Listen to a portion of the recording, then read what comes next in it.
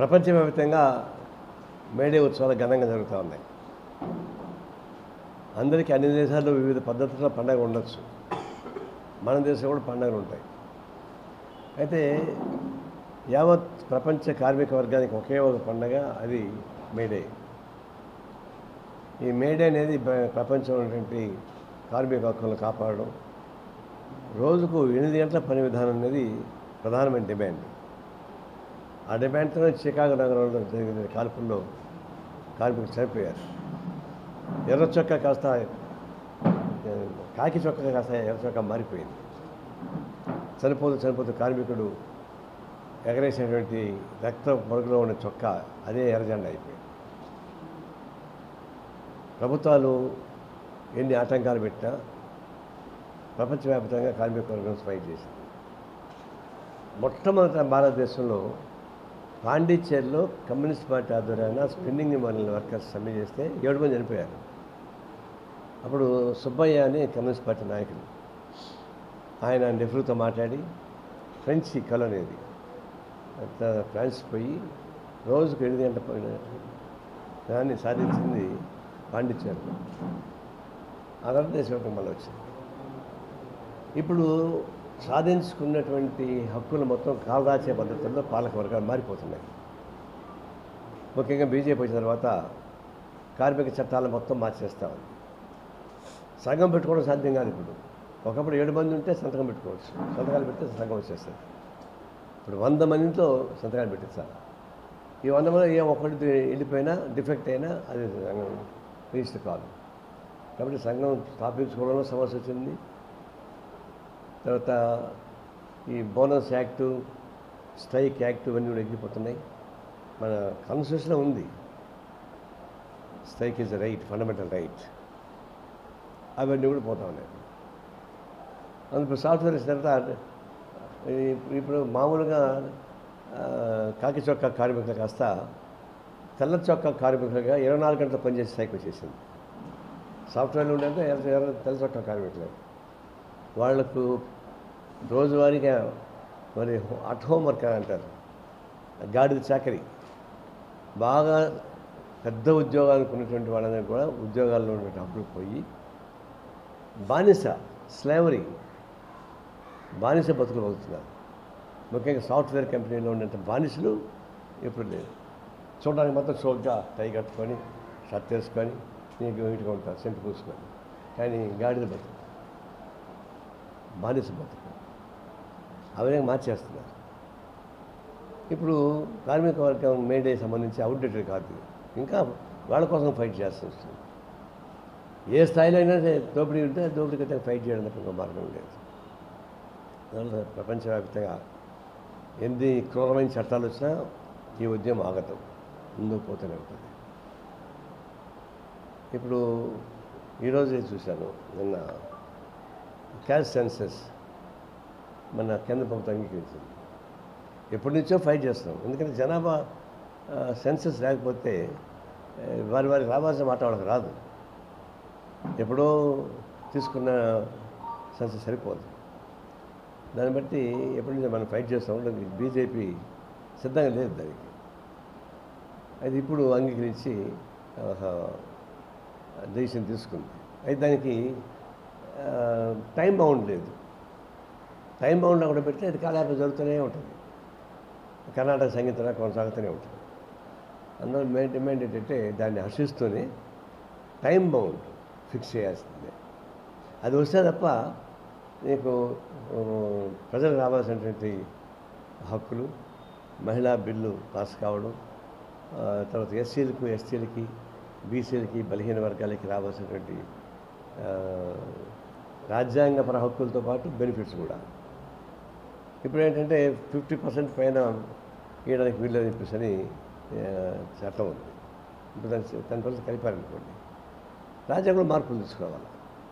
మా ఉద్దేశం రాజ్యాంగంలో మార్పులు తీసుకొచ్చి అవసరమైతే ఈ రిజర్వేషన్ సంఖ్యను కూడా పెంచుకుంటూ పోవాలని మా ఉద్దేశం. పెంచుకుంటూ పోవడానికి ఉపయోగపడే రాజ్యాంగ సవరణ కావాలని మేము కోరుతుంటే, ఈ రాజ్యాంగ సవరణ ద్వారా మనకు రాజ్యాంగ హక్కులు మొత్తం పోగొట్టాలని ప్రయత్నం బీజేపీ చేస్తూ ఉంది. కొన్నాళ్ళకు మంది ఏమంటే మున్నాళ్ళకు పోయేటట్టుగా చేస్తున్నారు. దుర్మార్గమైనటువంటి చర్య మోడీ ప్రభుత్వం చేస్తాం. తక్షణం టైం బౌండ్ పెట్టడం, దీన్ని ఎంత పరిష్కారం చేయడం, తర్వాత మహిళా రిజర్వేషన్ బిల్లు కూడా దీనికి ఆమోదింపు చేయాలని చెప్పి మేము కోరుతా ఉన్నాం. ఇప్పుడు టెన్షన్ ఒకవైపునేమో అర్బన్ నక్సలైట్స్ లెఫ్ట్ టెర్రరిజం పేరుతోటి కాన్సన్ట్రేట్ చేసి చెప్పి ఫ్యాక్షన్స్ ఇప్పుడు కానీ మదన్ ఫలాల్లో చంపేస్తాం అంటే ఆ రోజు చంపేస్తారు. ఇప్పుడు ఆ పాత్ర వహిస్తున్నారు. ఒకప్పుడు ఫ్యాక్షన్స్ చేసే పని ఇప్పుడు అమిత్ షా చేస్తున్నారు.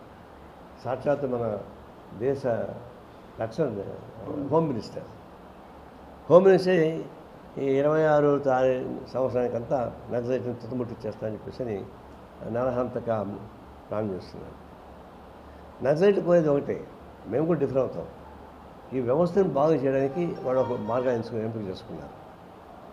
ఈ వ్యవస్థలో ప్రజలంతా బాగుండాలని చెప్పేసి అని పద్ధతి తీసుకున్నారు. వాళ్ళ దారి సక్రమంగా లేదు మేము చెప్తా ఉన్నాం.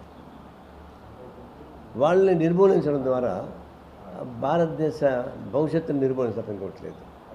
వాళ్ళ భావాలను వ్యతిరేకిద్దాం, వాళ్ళ భావాలను ఫైట్ చేయండి, ప్రభుత్వం చేయొచ్చు. అంతేకాని ఫిజికల్గా ఫైట్ చేసి అట్టుకుతుంది. చెట్టు నరికేస్తే మన మొక్కలు వస్తుంటాయి కదా. కాబట్టి అర్థం చేసుకోవాల్సిన నక్సలైట్స్ని ఈ పద్ధతి అర్థం చేసుకోవాలి. అర్థం చేసుకోకపోగా ప్రథమ శత్రువుగా భావించి వాళ్ళ పైన దాడులు చేస్తున్నారు.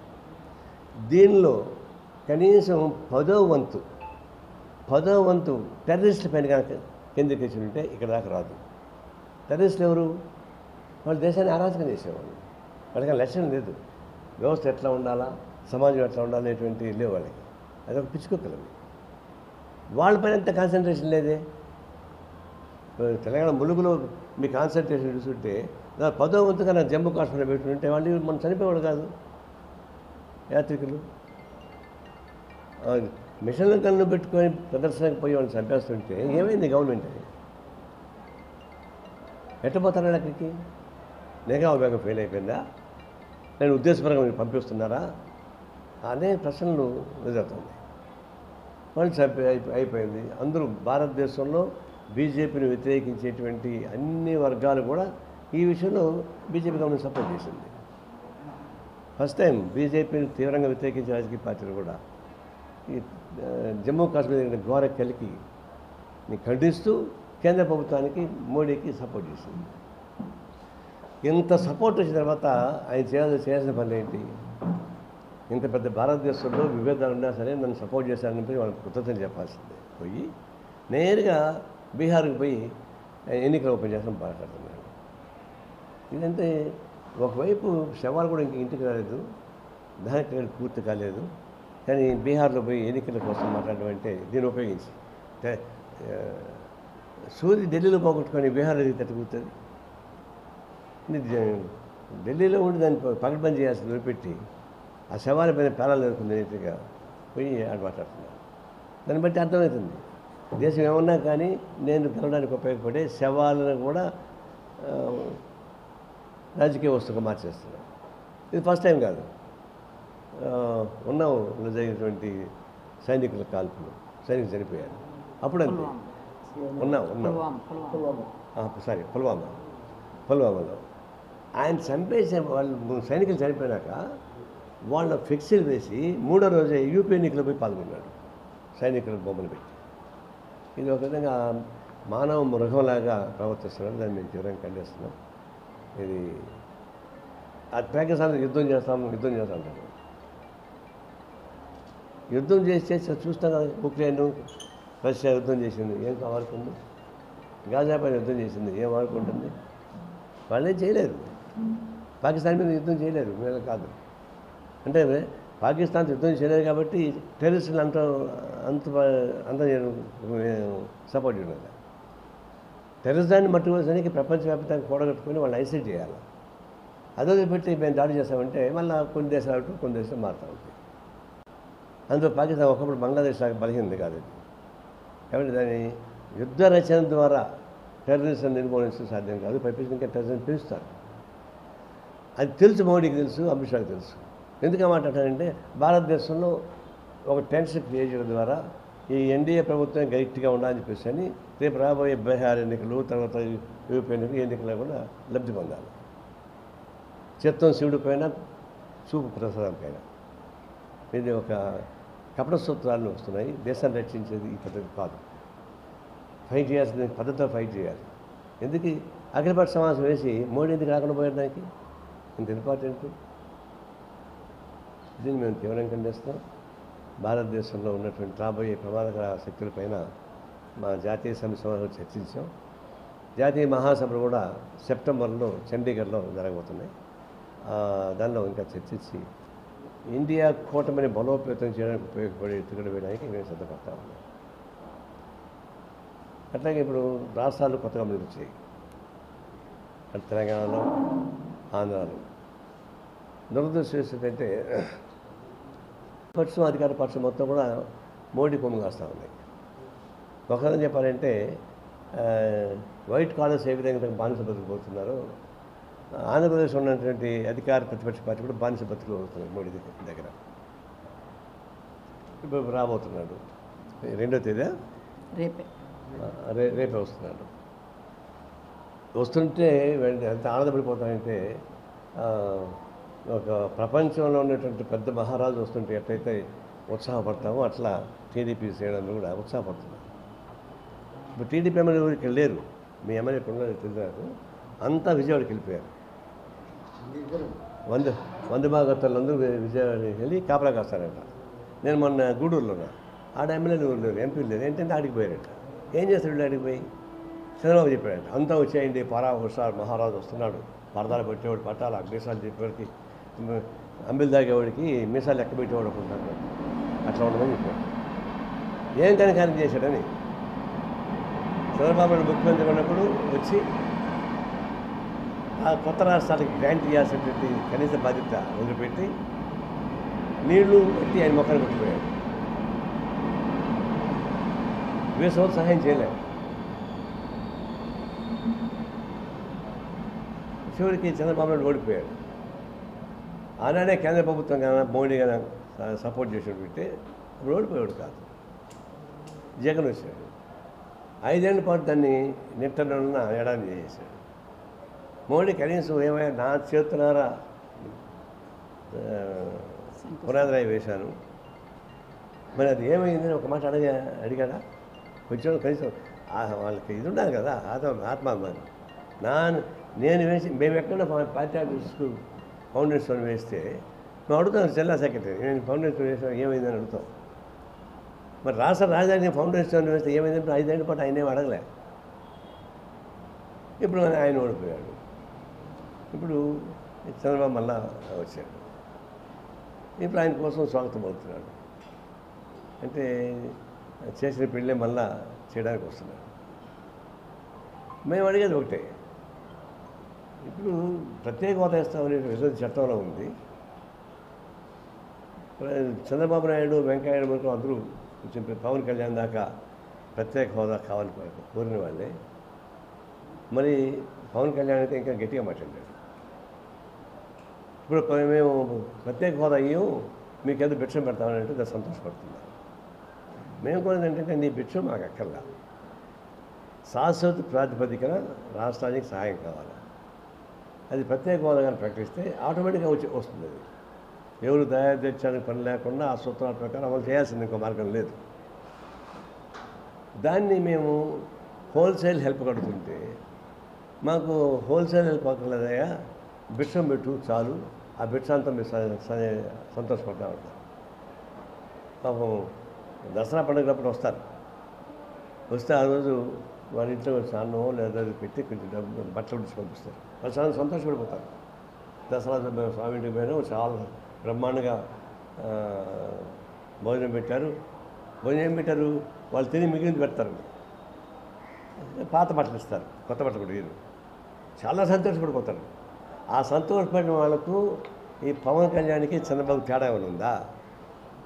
నాకంటే తేడా కనపడలే. 10-12 ఏళ్ళ పాటు మమ్మల్ని ధ్వంసం చేసి పారేసావా, ఇప్పుడైనా ఆ ప్రత్యేక హోదా ఇవ్వండి అని అడిగి అడగడానికి సిద్ధంగా లేదు, అది అడగడానికి సిద్ధంగా లేదు. ఆయన వస్తే ఆయనకి మీసాల సంపంగం చూసేవాడు ఒకడు, రాజు వస్తే సూపుదారులు పరదా పెట్టేవాళ్ళు ఒకడు, ఇలాంటివి. ఇదొక కొత్త రకం బాధ్యత బతుకు. రాజకీయాల కోసం పోరాటం సాగించడం ఏం చెప్తా ఉన్నాం, రాజకీయాలు కాకుండా మాకు భిక్షం పెట్టండి ఎదుగుతా ఉన్నాం.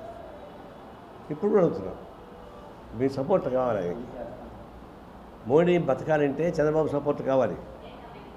ఆయన మోడీ, నితీష్ కుమార్ లేకుండా ఆయన ప్రధానమంత్రి కొనసాగలేడు. నీకు మంచి అవకాశం వచ్చింది, నాకు మంచి అవకాశం ఇచ్చారు, దీన్ని ఉపయోగించుకోండి. రాష్ట్రానికి ప్రత్యేక హోదా కావాలని అడగండి, ఎందుకు అనలేకపోతున్నారు మీరు? దీన్ని బానిస బతుకులు వద్దు, రాజకీయ హక్కుల కోసం ఆత్మగౌరవంతో పోరాటం సాగించండి. తెలుగు ప్రజల యొక్క మానవ ప్రాణాలను కాపాడండి, తెలుగు ప్రజల యొక్క గౌరవాన్ని కాపాడండి అని చెప్పి చెప్తా ఉన్నాం. ఇప్పుడు సింహాచలంలో గోడ కూలిపోయింది, దానిపైన రకరకాల చర్చలు వస్తున్నాయి. చనిపోయిన కుటుంబానికి కమ్యూనిస్ట్ పార్టీ తరఫున ప్రకటన సంతాపం తెలియజేస్తాను. దురదృష్టకరం. అది పెద్ద ఎక్కువ వర్షాలు పోయి అంటున్నారు. ఏమైనా కానీ ఆ బలహీనంగా ఉన్న గోడల పైన సమగ్ర విచారణ జరిపించాల్సిందే, చేయాల్సింది.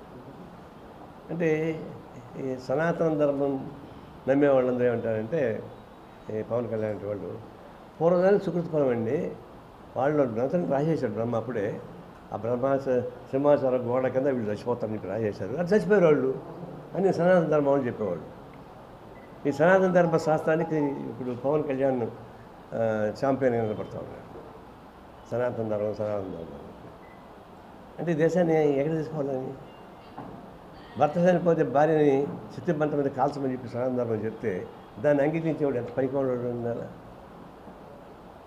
అట్లాంటివి అనేక ఉన్నాయి, అనేక మానేవి. ఇట్లాంటివి అడ్డం పెట్టుకుని దేశాన్ని పరిపాలించి ప్రయత్నిస్తుంటే చాలా అన్యాయం ఉంది. నేను తీవ్రంగా ఖండిస్తా ఉన్నాను. రాబోయే రోజుల్లో ఆంధ్రప్రదేశ్లో దాదాపు అంతా బీజేపీ, ప్రతిపక్షం ఎవరు లేదు. కమ్యూనిస్ట్ పార్టీ ప్రతిపక్షం తప్ప మిగతా వాళ్ళే. జగన్మోహన్ రెడ్డి కూడా ఆ గుంపులో ఉన్నాడు, ఒక ఎడం జేబులో ఇప్పుడు జేబులో.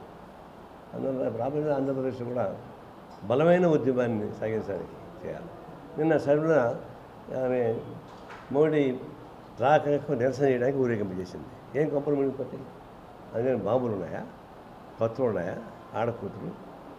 ఆమె మీద కోడిగుడ్లకు కొట్టాల్సిన అవసరం వచ్చింది బీజేపీ వాళ్ళకి. ఎందుకు చేయాలా అంటే దాన్ని బట్టి మీరు తప్పు చేశారు, ఆ తప్పుని ఎక్స్పోజ్ చేస్తున్నారు వీళ్ళు, వాళ్ళపై దాడులు చేయాలా? వాళ్ళు ఏమన్నా టెర్రరిస్టా? ఆ అమ్మాయి ఏమన్నా, ఆ అమ్మాయి పేరు వైఎస్ఆర్లో ఏమైనా టెర్రరిస్టా? ఆమె పైన కోడిగుడ్లు, మామిడి పండ్లు పెట్టాల్సిన అవసరం ఉందా? నేను దాన్ని తీవ్రంగా ఖండిస్తున్నాను. ఏంటంటే మహిళనే నేను చెప్పడంలా, ఈ విధానాలకు వ్యతిరేకంగా నిరసించేదానికి ప్రతిబింబంగా అమ్మాయి వచ్చింది. మీరు పొలిటికల్గా ఫైట్ చేసుకోండి, శారీరకంగా ఫైట్ చేస్తారా? మహిళలను దాడులు చేస్తారా? మేము దాన్ని తీవ్రంగా ఖండిస్తాం. అందరికీ ధన్యవాదాలండి. డైరెక్ట్గా మోడీ దగ్గరికి పోయి మాట్లాడేటువంటి అవకాశం లేదు. ఇనప సంఖ్యలు వేసేసారు. మమ్మల్ని ఎవరిని లోపలికి కూడా పోలేదు. వాళ్ళకి గట్టిగా మాట్లాడతామంటే ముందు అరెస్ట్ చేస్తారు. చూసాం కదా, ఆయన రేపు రాబోతుంటే ఈరోజు సడన్గా పైన దాడులు చేశారు. మేము మా హక్కుగా రాజకీయ బాధ్యతగా ముఖ్యమంత్రి పవన్ కళ్యాణ్ అడుగుతున్నాం. ఎందుకు అడుగుతున్నాము? వాళ్ళు హామీ ఇచ్చారు కాబట్టి. వాళ్ళు ముందే ప్రత్యేక హోదా మాకు వద్దని చెప్పుకుంటే మేము అడగవాడిని. ప్రత్యేక హోదా కోసం ఫైట్ చేసిన వాళ్ళు వెంకయ్య నాయుడు ఫైట్ చేశాడు, చంద్రబాబు నాయుడు ఫైట్ చేశాడు, పవన్ కళ్యాణ్ ఫైట్ చేశాడు. మేము మొట్టమొదటి ఉన్నాం. డే 1 నుంచి సిపిఐ బిద్దులో ఉంది ప్రత్యేక హోదా కోసం. అట్లాంటప్పుడు మా అందరి రిప్రజెంటేటివ్ వాళ్ళు అడగాలి. ఆయన పాటలో కదా బంగారు పిచ్చుకుంది కదా, పవన్ కళ్యాణ్ బంగారు పిచ్చుకలాగా చూసుకుంటాడు. ఆయన మోడీ హోమ్ మినిస్టర్ బంగారు పిచ్చుకలాగా చూసుకుంటున్నారు. బోత్ చంద్రబాబుని కాకిలాగా చూసుకుంటారు తెలియదు నాకు. అయితే మా అందరి యొక్క ఆవేదన కానీ పిలుపుని కానీ కోరిక కానీ వాళ్ళు చెప్పాలా. మోడీకి ఇటుపోయి చంద్రబాబు నాయుడు ఇటుపోయి పవన్ కళ్యాణ్ ఉంటారు. వాళ్ళు చెప్పాలని అడగాలని మేము డిమాండ్ చేస్తాం. మా అందరి మేము చేస్తాం. ఆ విషయంలో మేము మోడీ రాష్ట్రాలు వాళ్ళు మనసు చేస్తాం, మేము చేస్తాం. అయితే వాళ్ళ బాధ్యత వాళ్ళపైన ఉంది. అధికారం వాళ్ళ పక్క ఉంది కాబట్టి. అధికారం వాళ్ళ పక్క ఉందని కూడా మేము చెప్పడం లేదు. అంతకుముందు మీరు పాలసీ కమిట్మెంట్ ఉంది కాబట్టి, మేము అడిగారు కాబట్టి మీరు చేయమని అడుగుతుంది. ధన్యవాదాలండి. మీడియా కవరేజ్ చేయడం కోసం ర్యాలీ డైరెక్షన్.